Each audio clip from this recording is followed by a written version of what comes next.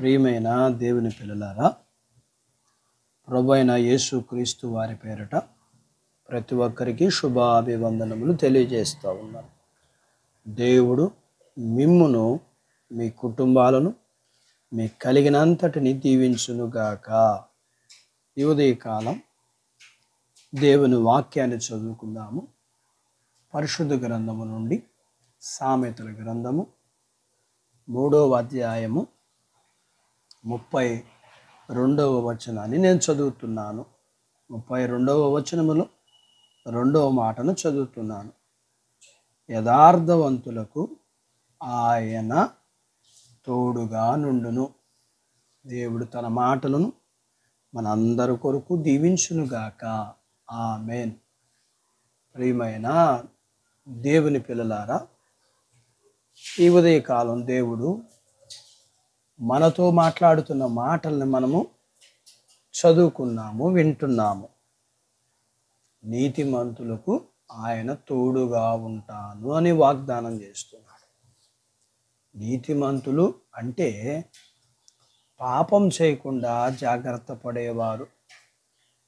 జీవితంలో ఎప్పుడైనా ఎక్కడైనా యథార్థత కలిగి ఉండడం, ఒకే రీతిగా జీవించటం, జీవితంలో నీతిని అనుసరించి జీవించటం. నీతిని పాడు చేసే దేనినైనా ఏదైనా దానికి దూరంగా ఉండడం, మాట దగ్గర ప్రేమ, ఆదరణ మరియు ఖచ్చితంగా ఉండడం, అంతేకాదు పెద్దవారిని గౌరవించటం. ఇప్పుడు మనం చెప్పుకున్న లక్షణములు నీ జీవితంలో ఉండాలి. ఒక వ్యక్తిని గురించి మనం జ్ఞాపకం చేసుకోబోతున్నాం. ఎవరతను? అతడే యాకోబు రాహేలుల యొక్క కుమారుడైన యోసేపు. ఇందాక మనం చెప్పుకున్న సుగుణాలు కలిగిన వ్యక్తి. అతడు పాపం చేయకుండా జాగ్రత్త పడినవాడు.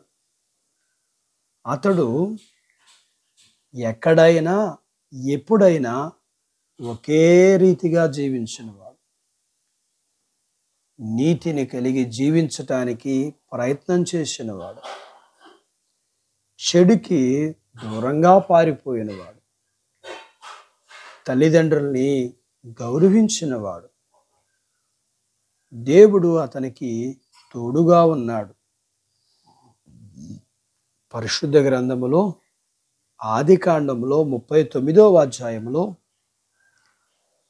లేఖనం ఇలా చెబుతా ఉన్నది: యెహోవా యోసేపుకి తోడయుండును. దేవుడు అతనికి తోడై ఉండడం వల్ల అతడు వర్ధిల్లాడని, దేవుడు అతనిని కాపాడాడని, అతని జీవితంలోని కష్టాలన్నీ తొలగిపోయినాయని. అంతేకాదు, దేవుడు అతడికి తోడై ఉండడం వల్ల అతడు చేసేదంతా సఫలమయ్యిందే అని,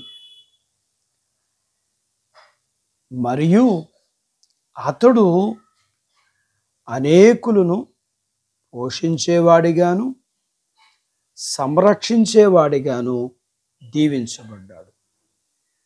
ఈ ఉదయకాలం వాక్యం వింటున్న నీవు కూడా యథార్థవంతుడుగా ఉండి దేవుని యొక్క తోడును కలిగి నీవు కూడా దీవింపబడి అనేకులకు, అనగా నీ కుటుంబానికి, అనేక మంది మనుషులకు నీవు దీవెనకరంగాను, అనేకులకి సహాయం చేసేవాడిగాను, అనేకులకి సంరక్షకుడుగా ఆ యోసేపు వలె నీవు కూడా ఉండాలని దేవుడు కోరుకుంటున్నాడు. అట్టి జీవితము దేవుడు నీకు దయచేయునుగాక. ఆమేన్. ప్రార్థించుకుందాం.